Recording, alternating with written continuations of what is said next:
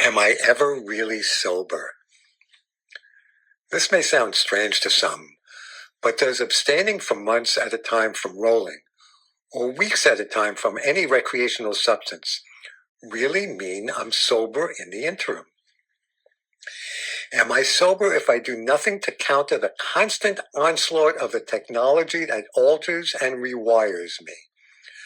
Or the sugared, caffeinated, and processed food, not to mention processed information, I'm constantly being fed? Does being sober really mean doing nothing to rebalance myself after the impact of simply waking up in the morning and reading the front page of the newspaper? I mean, speaking of a mood-altering substance, my nervous system has just been bombarded with fret-inducing language and information, resulting in the release of stress hormones like cortisol. As it courses through my veins, my shoulders and jaw tighten, my stomach clenches, and my heart races as anger and dread well up inside me. This may induce a sobering state of mind, but is it a sober one? Compared to when I woke a few minutes prior, I've acquired a chemical imbalance and I'm already in an altered state. At the least, I am impaired and it can feel toxic. How can this intoxication be called sobriety? And how can it not, in turn, call for a periodic detox? So when I choose to roll, I practice not so much changing my body chemistry as reclaiming control over it. It's a cleansing for my body and mind. For me, then, the solution has been to follow the middle path. In other words, since I live in a chemical pool, I might as well learn how to swim in it. And if our culture has become inherently intoxicating, if I don't take control over my personal chemistry, I forfeit that control to other forces with their own agenda. Because these days, it's not a question of whether I'll be altered, but how, and by what, and whom. Making wise and well-educated choices about how I re-alter my mind and body is a way of fully participating in my own life. The boogeyman versus the man who boogies. Speaking of the difference between expectations and what's actually so, I've always been startled and baffled by the contrast between the characterization of drugs or drug users instilled in me and reality. Especially when it comes to substances like MDMA or psychedelics, the gap between societal perception and my experience is jarring. Like the image of the 17-year-old girl on ecstasy screwing her brains out on the back of the club, or of the hippie on acid or shrooms who's dropped out and wanders through the forest all day. Hey, I'm sure there are some who fit these stereotypes. It just doesn't jibe with what I've personally observed over the past 50 years. I still recall the moment I stepped into the Queens Police Department drug education trailer at college and saw the image of a reefer over the words, "One puff and your life goes up in smoke." I realized then that the drug war's chief strategy could be summed up in one word: boo. And ever since, the messages I've heard through the media or through others who've been exposed to the DARE program in schools are as follows. All illegal drugs are destructive and have no medicinal value. All recreational drug use is stupid or worse. Anyone believing they are experimenting responsibly is fooling him or herself and is probably under the influence when they think it. Marijuana is a gateway drug and will lead to speed, heroin, or other opiates, cocaine, or crack. The people you meet in the drug culture are the wrong crowd. They're stoners, slackers, junkies. They will lead you only to more addiction, drugs, and depravity. The reality I've encountered is rather different. The closer I got to the MDMA subculture, for example, the better it looked, especially when it came to the people I met personally. I've noticed that most of those seriously drawn to MDMA are already of a certain caliber. They are open-minded, as they'd have to be, open-hearted, as many are or become, smart, and curious. We have our share of elitists who feel superior to the sober, and indeed there are those who use MDMA to escape, which of course can be both futile and self-destructive. But those few aside, the current renaissance of interest in this and similar substances has offered me the opportunity to meet, befriend, and play with people I'd otherwise never get to know. Explorers, therapists, meditators, artists, political activists, and world travelers. Creative, smart, interesting, playful, friendly people from all walks of life and of all ages, which is important to me at this stage. For Shelley and me, they're really the right crowd. In my experience, at least, people who engage in thoughtful exploration through MDMA do so more often for therapeutic and educational reasons, in addition to any recreational motivation, than those who habitually use what are known as hard drugs like opiates, alcohol, and snortable, smokable, or injectable stimulants like methamphetamine, cocaine, crack. From what I've seen, when used correctly, MDMA tends to bring out traits such as acceptance, optimism, curiosity, generosity, and creativity. Standing in sharp contrast to the official or societal view of MDMA is simply what it's done for the two of us. Please understand that I'm sharing purely anecdotal information here. What has worked for us may or may not work for you or anyone else. In addition, I can well appreciate people's fundamental objections to having such experiences. Many have shared them with me over the years. I don't need it. I'm happy with my life.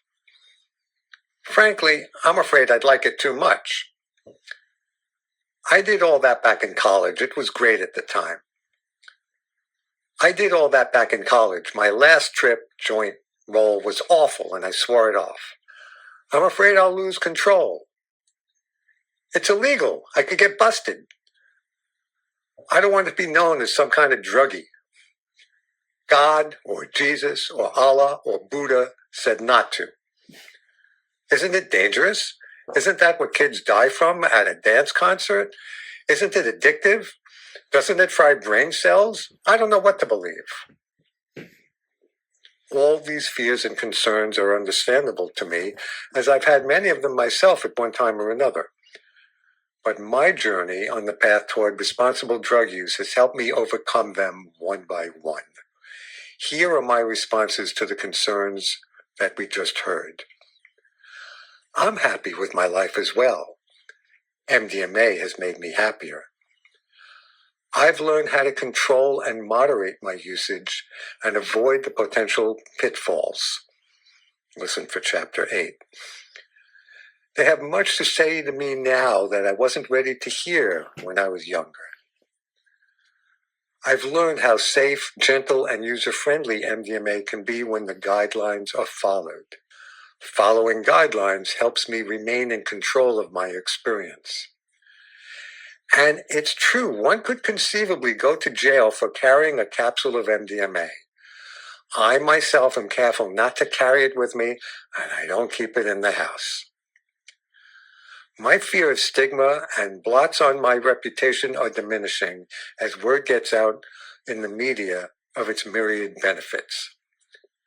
MDMA and psychedelics have enhanced my appreciation of the divine and my connection to everyone and everything.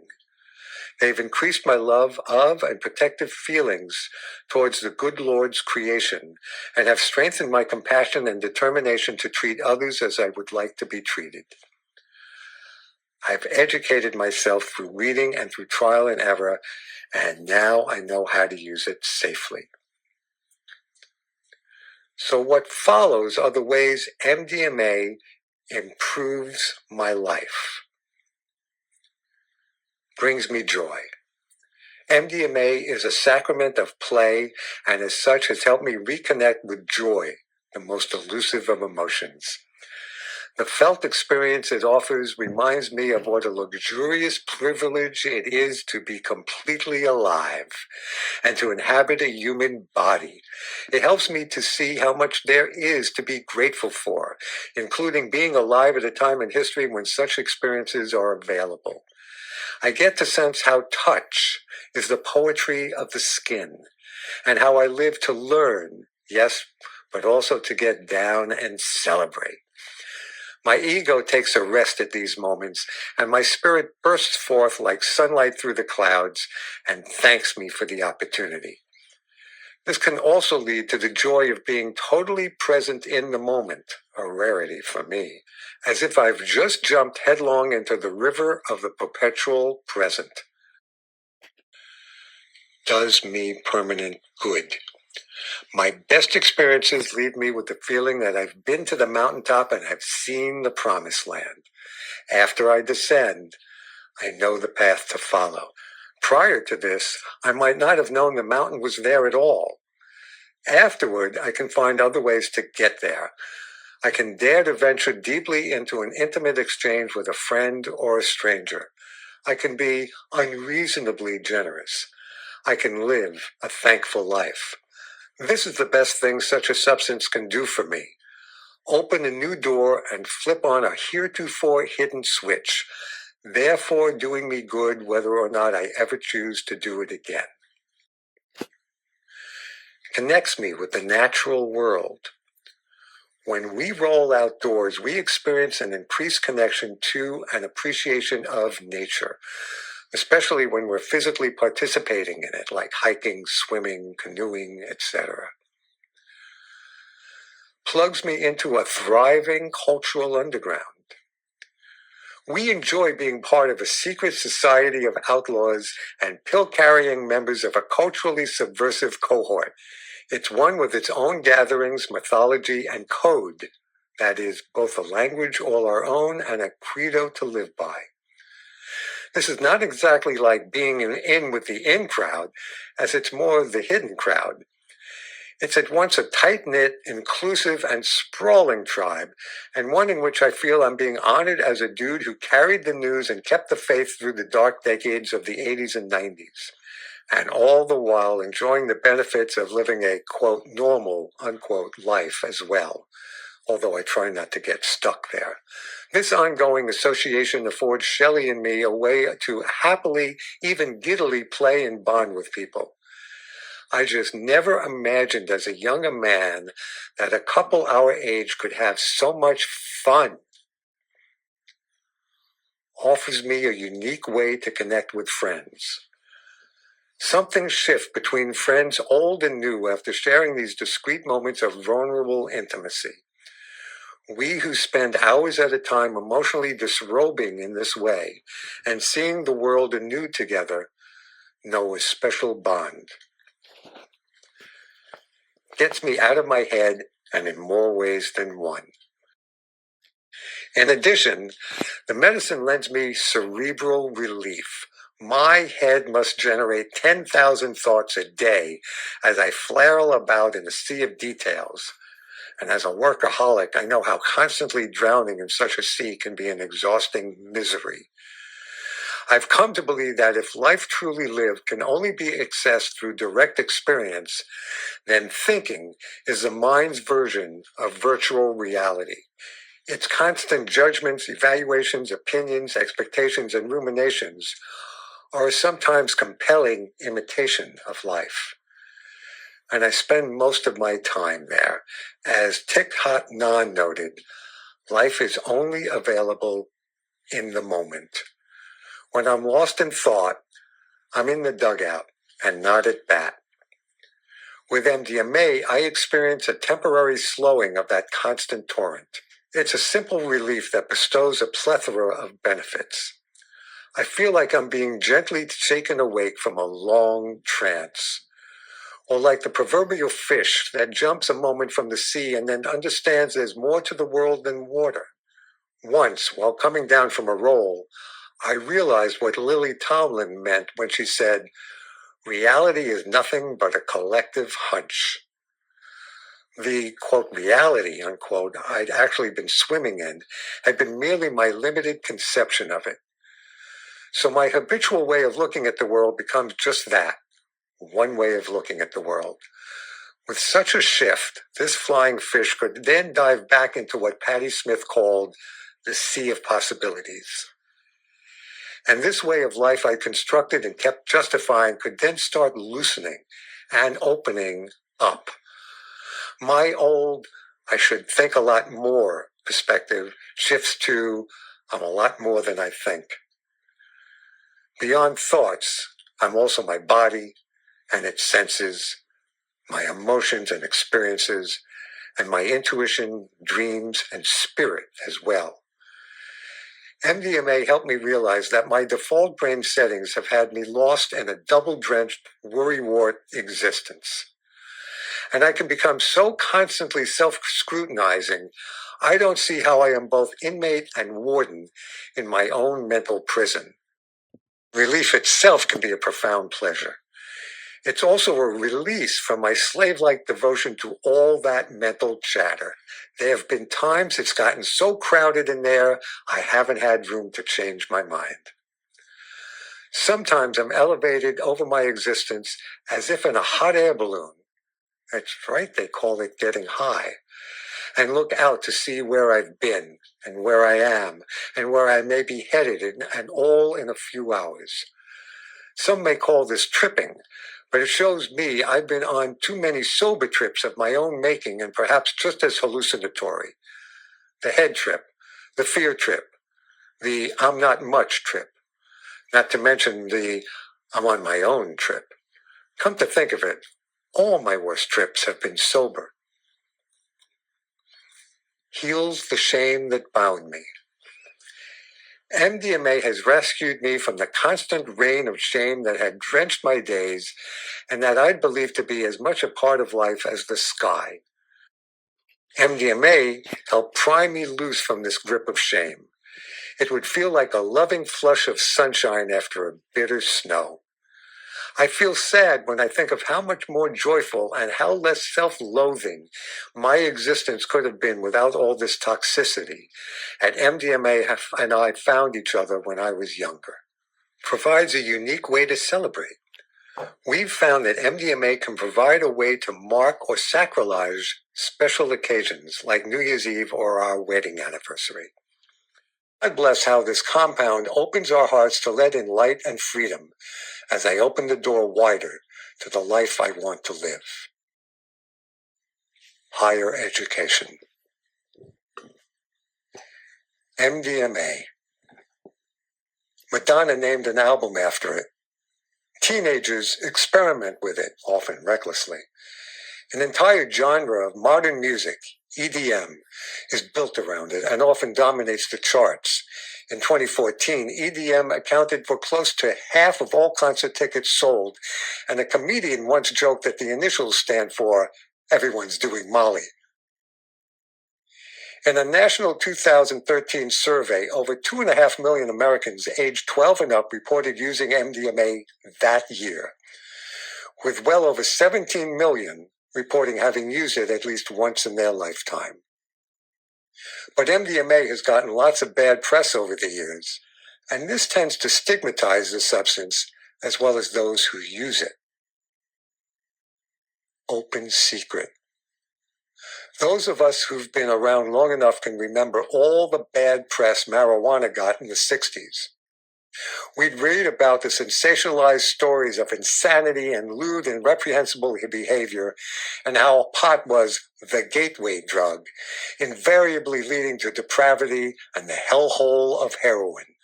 But later on, we learned that weed was originally banned back in the 1930s, partially due to the efforts of a number of industries, namely alcohol, pharmaceutical, cotton, timber, and oil, that saw the plant in the form of pot or hemp as a rival. Racism and ethnic intolerance, for example, of Mexicans as well as of African Americans, played what some have documented as a major role as well.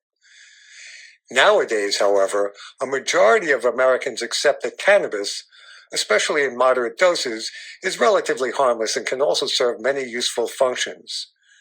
So the extent no medicinal value government stamp on pot flies in the face of the AIDS patient who uses it to increase his appetite, or my friend's 80-year-old aunt who credits it for resuscitating her marriage's sex life, or the millions of Americans who today use cannabis, whether it's intoxicating THC or non-intoxicating CBD, to treat pain, insomnia, anxiety, and depression. Today, MDMA's reputation is undergoing a similar transformation. When it first gained popularity in California in the mid-1980s, it was with psychotherapists who saw it as a valuable tool for their work. Later, when it became popular in dance clubs, the government declared its use illegal with its no medicinal value stamp once again. There were publicized warnings about MDMA burning off spinal fluid or triggering Parkinson's disease symptoms. These claims were later debunked.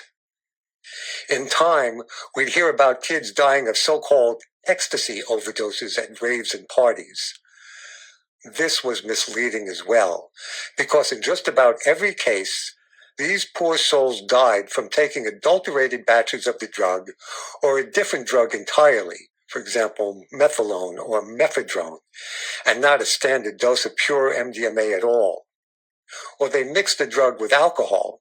Sometimes a person would pass out, or worse, in a crowded hot dance hall because they did not heed or know about the need to keep oneself adequately hydrated during the experience. Or they would overhydrate. In other words, all the problems that stem from the ignorance and criminal exploitation resulting from illegality itself. But recently, word of MDMA's benefits has been getting out as the research catches up with the reality so many of us have known for so long. This is not so much a drug of abuse as a medicine of use. On June 4th, an FDA advisory committee gathered to review the data from the MDMA-assisted psychotherapy trials for PTSD. The clinical trials determined that 2/3 of the study participants were no longer meeting criteria for PTSD after 3 sessions with MDMA. And not only that, their results were sustained for over 6 months. The FDA has designated it a breakthrough therapy. So what happened? Liz Barone, I voted no. Jess Fedorowicz, I voted no. Roger Narendran, I voted no. I voted no. I also said no. No. I said no. Walter Dunn, I voted yes. There are 2 yeses and 9 noes. It was a total train wreck. The committee voted nearly unanimously against MDMA as an intervention for PTSD. A key FDA advisory committee today rejected the use of a psychedelic drug to help patients struggling with post-traumatic stress disorder. I'm going to save you the 9-hour meeting Statistically significant difference from placebo of 8.91.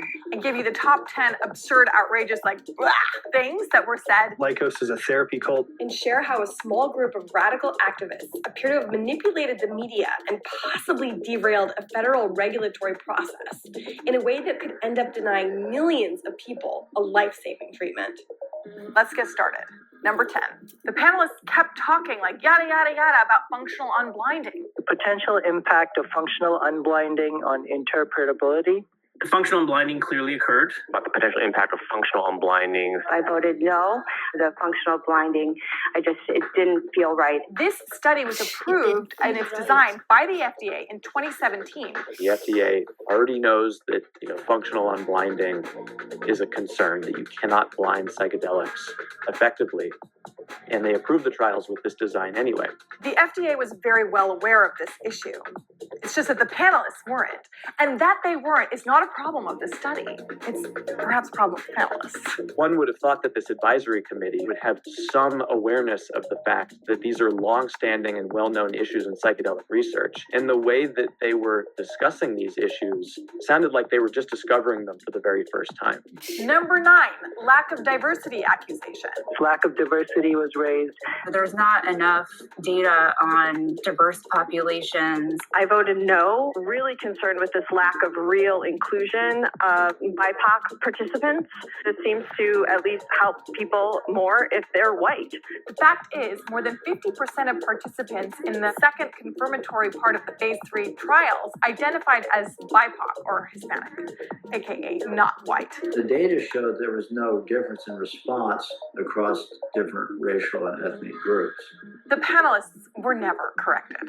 This has obscured its actual intervention in its submissions to the FDA. Omission of serious adverse events within MAPS-sponsored clinical trial publications. I've observed gross mishandling and misrepresentation of clinical trial data. Symposia was also a key source for the ICER report. Before the FDA advisory meeting, they published a questionable report accusing the clinical trial of systemic issues. These were then published by the media.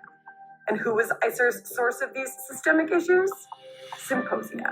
Symposia have succeeded in promoting circular referencing and circular reporting. Unverified and sensational claims, creating a cloud of doubt about the trial's integrity that seems to have influenced the FDA advisory committee.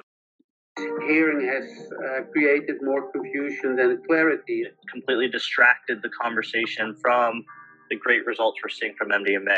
And it's going to potentially affect the care for millions of people. Number 7, accusations of psychedelics as a movement. And panelists kind of grabbed onto this as if a movement would not be able to hold integrity in data and science. I submit that Lycos is a therapy cult that uses the application under review to change people's beliefs as part of an ongoing project of global spiritual conversion. Much of the backing of the manual is based in New Age psycho-spiritual theory. There's a level of interest, even people referring to this as a movement. There's a movement, there's a lot of hype. I find the comments about, the quote unquote movement, I find those to be ridiculous and really incredibly unhelpful. Even if one has the audacity to happen to believe that the results of an experimental intervention might work, the system is not set up to allow that to succeed. That's why we have all of these regulatory processes in place. Just because a lot of people are desperate for a new treatment does not impact the science within this carefully protected study. Number 6, too low of a dropout rate. A lot of the panelists were shocked that study participants didn't drop out. Very low dropout rate in spite of a very involved treatment that required fasting, prolonged in multiple sessions. That's not the sort of dropout we would typically see, and that would suggest a very high level of interest in engagement and allegiance. Their lack of dropout is, remarkable. I've never seen anything close to it, which does kind of make me question the selection bias. They were like, maybe they were so desperate to make it work that they stayed in there. There was such a low dropout rate, and they were probably selected to, do better on MDMA. Again, they were looking for an alternative explanation to the results in front of them, which just seemed too good to be true, right? What about maybe it was working? I think we need to look at the testimonials. 2 weeks ago, a friend who lost his leg in a roadside bomb called me, begging to try the therapy that saved me. That simple ray of hope has saved so many lives, but I fear what will happen to them if this therapy is not approved. It helped give me compassion for myself and allowed me to see my experience in Afghanistan in a new light. I was 5 when first sexually assaulted by a family friend. MDMA-assisted therapy saved my life. PTSD is no longer my life sentence. How many more people need to die before we approve an effective therapy? By 2018, I had tried many medications and therapies without any relief or hope of healing. It wasn't until I went through the crossover study and received MDMA that I finally have been able to heal and remain in a healed state beyond just a few months. During my own MDMA therapy session, I came face to face with my own racial trauma. My healing from this session was so profound that I decided to get trained in MDMA therapy myself. Maybe these results are like something we really need to consider. When a prominent scientist in the United Kingdom listed substances in order of toxicity, he found that alcohol was number 1, while heroin came in 2nd, tobacco 6th, right behind cocaine and methamphetamine, and marijuana 8th. Ecstasy came in 17th. Another study lists ecstasy as 1/8 as dangerous as alcohol. Pure MDMA, without any adulterants such as those found in Molly or ecstasy, has been proven sufficiently safe for human consumption when taken a limited number of times in moderate doses. It is currently in line, if clinical trials continue to go well, to soon become a prescription medication, according to Rick Doblin of the Multidisciplinary Association for Psychedelic Studies, MAPS, an organization that funds much of this research. So once again, a drug that was once banned and condemned is coming out of the shadows, along with those of us who have used it responsibly. It's been our clean little secret. One could even call it an open secret, as I found it to be a secret to opening my eyes, my heart, and my life. You were the principal investigator of the Boston site on phase 3. What's striking is that about 80%, 78, 88 something percent of our sample, total sample of the study, had ongoing childhood abuse, which is the most recalcitrant population, and a population that generally sort of limps along, and they benefit from good psychotherapy, but that internal sense of defectiveness and there's something fundamentally wrong with me has a very hard time disappearing. The changes that make it impossible for people to come to terms with their trauma are core psychological capacities, and I'm so glad we measured them. And so MDMA changes self-capacities. And so I would have thought that our lovely therapists, who are really very caring and good people, would give people a sense of self-compassion. Not so much. And so no matter how nice people are to you, that deep feeling of being a damaged piece of good doesn't really go away. And I've seen it in my own patients also. They feel apologetic about it, say, oh, I'm sorry I failed you, but I still feel like a piece of shit. And so I'm sorry I failed you, because I really tried to make you not feel like a piece of shit, but you still do, even though you know that I love and admire you. And then, but turned out that MDMA flipped the switch. And that we saw that over and over again in the treatment, that when people inadvertently, so automatically, a lot of trauma came up, and MDMA gave people the capacity to go like, oh, that poor kid, I was only 3 years old, and oh, I feel it now, what happened to that 3-year-old. Oh, I feel so bad for that 3-year-old that kid had to go through that back then. And what, to my mind, MDMA did, it put a timeline in people's minds. Some people talk about neurobiology, which I think a lot of the talk about neurobiology I call biobabble. They're just another way of not knowing something. But seeing that sense of time coming online, you go like, what happens in the brain? And the brain now is able to say, that was then, and this is now, which is the critical issue in overcoming trauma. To be able to say, yes, it happened, but it happened back then. It's not happening right now. And there was something about MDMA that made it possible for people to really make a distinction between that's what happened then, and it's awful, and oftentimes people have very painful and upsetting experiences during the MDMA experience. As you know, I've told you that before, I'd never taken MDMA before, and when I lied on Michael Mithofer's couch to be prepared to be the PI of this little part of the study, I thought I'd been looking forward to have great experiences, and I lied there for an hour, coming out and getting in touch with all kind of miserable stuff inside myself. So this is not a great trip always, and I would say almost none of our patients had just great trips. Right. They really went into very dark places, but after the event, they say, yes, it happened, and it's over. And that to me is the miracle of probably psychedelics. I'm also intrigued that it looks like different psychedelic substances all have that capacity, even though they're completely different chemical substances. For those people who are listening, Dr. Bastians was really the first one ever that worked with a psychedelic for post-traumatic stress disorder. He called it concentration camp. syndrome, and he was working with LSD, and he wrote, did some incredible work. He was the last person in the world that still had legal permission to work with LSD into the 80s, and he did incredible work with what we would now call PTSD with LSD, and he's been a big inspiration.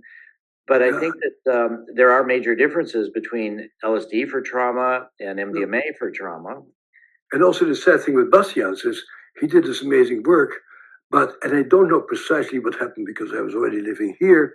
He was a very powerful man, and he fell off his pedestal, and because his records weren't good enough. Right. And he was a very powerful man. Everybody's a little bit afraid of him because he's such an important person. But at the end, he did not harvest any gratitude or real acclaim. I wish we could posthumously sort of send some messages to him and say, yes, we really know what good work you did, because his end was not good. Yeah, I think he was much more focused on actually treating people than on doing the research to speak to others about it. Yeah. For those that are interested, there's a book called Shaviti, A Vision, Shivitti, by Katsetnik, which is a number for the concentration camp survivors. And that's about a Holocaust survivor and writer who went to do LSD with Dr. Bastiaans. And it's a very moving account about his treatment. Yeah. So your inspiration was in part to become a psychiatrist from Dr. Bastiaans? That was actually, yeah. Wow. Wow. And I knew he was doing something with drugs, but this was like 1965. No, yeah, 65. So it's a long time ago. And the psychedelic revolution hadn't quite started in widespread in America at that point. Probably about it that you first took LSD yourself. I first took LSD in 1971. So, you're a latecomer. Yes, I'm a latecomer. Could you speak a little bit more about the +1 paper? So the paper that you wrote about the secondary measures that you'll be talking about at the Psychedelic Science Conference. Yeah. My regret is that I wrote it too much in scientese. It's actually very boring papers. You need to really wade through it. Because I wanted to be respectable. I wanted to have it in a good neuroscience journal. So it's a bit of a tough read, but it really spells out how the things that keep people from being able to process the trauma, namely getting hijacked by the trauma and feeling that trauma without being able to observe it, and this self-hatred and this inability to know what's going on inside of you, are the things that have been identified as the most important factors that get in the way of people recovering from that trauma. We all have bad experiences in our lives, but they don't become a trauma because our brain continues to be able to process it and slowly get to realize, boy, that was really tough and I felt really hurt, but thank God it's over. But if you don't get the perspective, if every time you think about your trauma, it comes back and you feel it on a sensory level, and sometimes on a motoric level, that certainly is what got me into PTSD in the first place, that instead of talking about the trauma, people acted out their trauma. Instead of saying, you scare me, they started to attack people.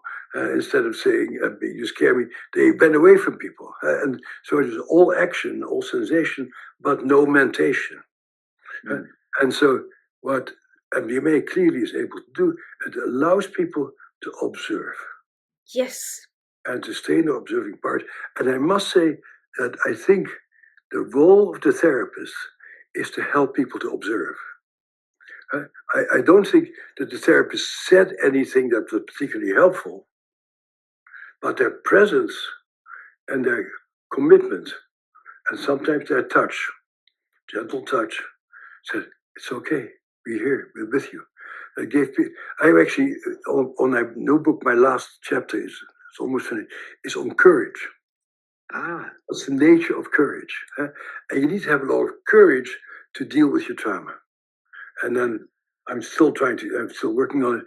How do you give people the courage to visit the most painful thing in their lives? And clearly MDMA gives people courage. Within a few short years, Shelley came to look upon meeting me as not only when she found true love, as had I, but also a truly new and unique array of experiences she would otherwise never have known. It's changed me over time, she said recently. I'm more loving, including towards myself. I've forgiven my ex-husband. I'm just lighter and happier. From the start, she approached psychoactives in the best possible way. Curious, without many preconceptions, excited, and cautiously setting parameters. I, in turn, used my experience to keep her from the pitfalls I'd known all too well in my earlier drug days, under attention to set and setting. All the while, Shelley kept up appearances at work, but the growing glow they saw on her face over time was not only from finding true love. Great minds think alike. Early on in our dating days, I was 51 at the time and Shelley 49. I was pretty excited about the kind of fun this upbeat, cute, and randy little nurse and I could have together. So when she came over one day, I expected to surprise her by revealing my long-suppressed urge to go visit a water park. But when she arrived, she sat me down and said, "You know, I was thinking, there's a place called Splish Splash out by me. It's a water park. I'd love to go there with you." We came to refer to this kind of mental melding dance as GMTA. Great minds think alike. Sometimes I actually think she can read my thoughts. She's done it so often. Or maybe she's just deeply empathic. Actually, I'm sure our roles together have increased our attunement to each other. In either case, we're unusually connected and compatible. And we bonded from the get-go around our love of fun and play. Two people need more than that to stay together in this world, but what a foundation for a relationship. After paying our dues with our first marriages and spending stints as recovering spouses, we were each other's just desserts. A marriage that's a piece of cake, and MDMA has been the icing. When we roll, besides reconnecting to our love of the natural world, we experience a kind of communion with each other, a recharging of our bond, with a closeness and intimacy that builds on the depth of our connection. It's like a flash flood of love flowing through the town of our hearts. Over time, we learned how a good marriage and MDMA could infuse and inform each other. As Cupid's ally, it's a tender instigator of connection. Adding this chemical to our chemistry adds a new dimension of bliss, peace, and celebration to our union. It's a different way of making love, meaning that when we're rolling, we feel like we're literally making love. It's a different way to come together in what feels like a heartgasm. And I also discovered a new aspect of the MDMA experience itself. Feeling the kind of love one could often feel rolling. Our rolls have often been peak experiences, by which I mean akin to reaching the mountain peak. But I prefer to call them peak experiences. Peaks at possibilities we wouldn't otherwise have suspected. A taste of the emotional and corporal euphoria a person can experience safely. A glimpse of nirvana. What Shelley likes most about MDMA is how user-friendly it is. She can do anything when rolling and isn't paranoid or self-conscious like she can get when, for example, she smokes. In short, she feels in control. Once she found herself playing both party animal and nurse when she struck up a conversation at a local rave with a happy young dude who was helping out. His profuse sweat gave him away. "Don't forget to hydrate," she said. Actually, she was insisting and made the guy drink from her water bottle. At another point, she spent time in front of a mirror in our bathroom. Shelley has struggled with her weight all her life. Now she was looking at her body and intentionally giving herself a good talking to. "I'm beautiful. I really am," she said. Later, she would tell me how that encounter helped shift her self-image permanently. "MDMA mothers me," she said. Over my approximately 65 roles, I've kept notes. I've also collected some descriptions from friends. While nothing can adequately convey the experience of water short of actually getting wet, I'll try to articulate what we feel. MDMA gives me an energized, expansive physical sensation centered in, but not limited to, my chest. I experience a warm glow of safety that's both corporal and emotional, a loving impulse and a heightened, almost luxurious feeling of sensuality. I have an urge to relate to and embrace others. When it's a really good role, I feel like the sun is rising in my heart. MDMA italicizes tactile sensation and emotional experience, adding emphasis to a softly vibrating sense of connection to myself or another, to both I and thou. A friend describes it as an energized feeling, gently burning a hole through his plate of body armor from the inside so his heart can shine through. Another describes the feeling as akin to being plucked and strummed like a guitar by a master virtuoso. Yet another friend has likened it to the feeling he got the day he declared his love to someone for the first time, and she told him, "I love you too." This is what pure MDMA can feel like when it's done the right way.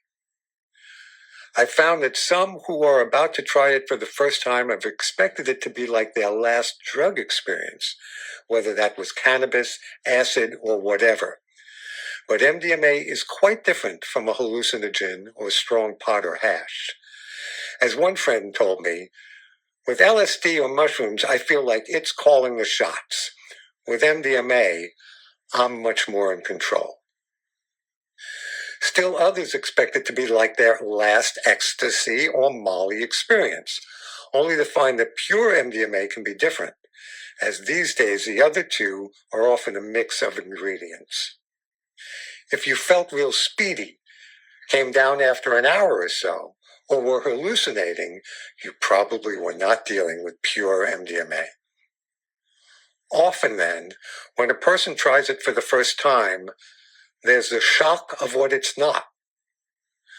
I have summarized some examples of the expectations and actual experiences as follows. They expected Led Zeppelin or Black Sabbath. They got Enya, Pachelbel, Rhapsody in Blue. They expected trippy like strong pot. What they got was clear-headed. They expected overwhelmed as with acid. They got relaxed and in control. They expected hallucinations. They got things to be looking the same, except for a slightly enhanced visual acuity. This societal tendency to conflate all drugs and drug users contributed to my staying in the closet for so long. No, not that closet, although I've often struggled as a young man with my sexual identity before realizing I was straight. Now, I'm talking about the other closet. Some people may have deep religious or spiritual values that forbid drug use. I can respect that, but those were never my values. Being so shame-prone during the 80s, just say no years, however, I often felt like some kind of furtive child molester when I would partake. During this time, I struggled with cocaine. Now, there's something that really is both dangerous and destructive. But I eventually came to realize, when I looked at it clearly and past all my guilt and shame about it, that it was an attempt to comfort or bolster myself. A very unhealthy and ineffective attempt, perhaps, but nothing much more than that. To be sure, my use of drugs was not the only thing I was taught must surely be wrong with me. In the 60s and 70s, many of my fellow student radicals subtly instructed me to be ashamed of my religion, a kind of guilt by association, as at the time, many of the slumlords in Harlem who were exploiting the people I was marching for were Jewish. And of my pigment as well, In time, I was also assured that being a man was something I should have the decency to apologize for. But when I discovered psychedelics at age 21, I kept going back for more because I found them to be the most fun way to learn about myself and the most educational way to have fun. Mostly, however, I kept it to myself. Up until very recently, we viewed drug use in this country the way we used to view sex. Most everyone does it, or used to do it, but we just don't talk about that sort of thing, and certainly not around the kids. And when we do, it's in dismissive, judgmental terms. Yesterday, a person was oversexed. Today, they're a stoner or a druggie. We've been a nation of sexual and chemical prudes and hypocrites. But now the long night of shaming and prohibition seems to be over. It's something of a psychoactive spring. In the distance, the sun is rising and flowers are blooming after a long, oppressive winter. To me, it's been exhilarating, but also discombobulating. Most of the recent publicity about MDMA and other such compounds has been positive. The cultural pendulum that has swung against its use and even against clinical research about it is swinging back. It may take me a while to adjust and shake off my winter layers. Another culprit holding my closet door shut has been the scorn and sting of stigma. I learned long ago that one's love for psychoactives like MDMA is not something one spoke about in polite company, lest one therefore be regarded with disdain and suspicion. And not only in polite company, but even in stoner company. Years ago, I found myself talking to a good friend who was quite the party animal. He loved to smoke weed and drink, and sometimes till he barfed. When I mentioned that Shelley and I were starting to experiment with MDMA, I thought he'd be excited for us, but his voice dove down an octave. "Oh, no," he said, and he soon got off the phone. And I realized I'd done it. This was something that scared or repulsed him. I felt embarrassed, like I had somehow said the wrong thing. This was one of several such incidents over the years, including ones in various new age or therapeutic groups, where I'd share my enthusiasm for MDMA or psychedelics, or guiltily forward emails to everyone about the news of the latest exciting research. I was so naive. I'd invariably end up feeling like the happy 3-year-old who'd offered a flower to another kid, who then responded with, "Yuck." So as you see, I'm sort of a once burned, twice shy kind of guy. A friend who's been on my men's team for 20 years once asked me, "Well, doesn't ecstasy burn off spinal fluid?" I corrected this old wives' tale. It doesn't. And then he said, "Yeah, but how many times have you done it?"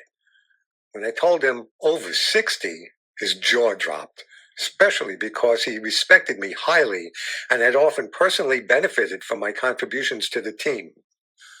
"Well, maybe you know what you're doing, but what about that mescaline epidemic I read about that's decimating rural areas in the Midwest?" For someone like me, who prides himself on knowing about drugs before he decides to experiment, this kind of ignorance is hard to swallow. I explained the drug he was referring to is not the hallucinogen called mescaline, but the highly addictive form of speed known as methamphetamine. It's so easy these days to mix up such information as if, well, they're all just drugs and they're all bad. One of my oldest and truest friends pointedly challenged me recently about what he considered the irresponsible recklessness of writing this book. He had spent decades teaching in New York City's public schools, witnessing firsthand the detrimental effects of heavy weed use on the developing adolescent brain, not to mention the devastation of harder drugs used by these kids. "All drug use is abuse," he yelled at me. To him, drugs are drugs. But then I'm reminded of how he came to one of my birthday parties and afterward spoke warmly of all the wonderful people he'd met there. He especially liked my friend Otis and remarked on what a warm and open young man he was. I could only smile as I recalled Otis's very poignant story of his suffering a crippling shyness until his personal awakening and social blossoming resulting from his first use of MDMA. One person's treasure is another's trash, I suppose. Being stigmatized can get you ostracized, fired by your boss or your clients, or shunned by your family and friends. One thing that helped me overcome my shame was when my therapist, an existentialist who dabbled in acid in his younger days and loved it, used the term responsible drug use to describe what I was doing. I love the phrase because it's so culturally counterintuitive. I'd never heard those words used together, but that's what we in our community engage in. So lately, I've even developed a healthy pride, and I sometimes feel like shouting from the rooftops, "You must all be nuts not to participate in what are among the greatest experiences of being alive in this world, and instead choose to condemn or ignore them. What are you thinking?" And then there's another antidote to shame and stigma, good old-fashioned outrage, as in, now let me get this straight. Fear-mongering, pandering politicians and big pharma in cahoots with the federal government have determined that how I choose to configure my body's chemistry is their business? And if I choose to assert personal control, I should be denied all my freedom? I'm over 70 years old. I can make my own damn decisions about my state of mind. And you know what? Some of you may prefer to get high legally by drinking. That's fine, but stop conflating what is illegal with what is immoral. Enough with your judgments.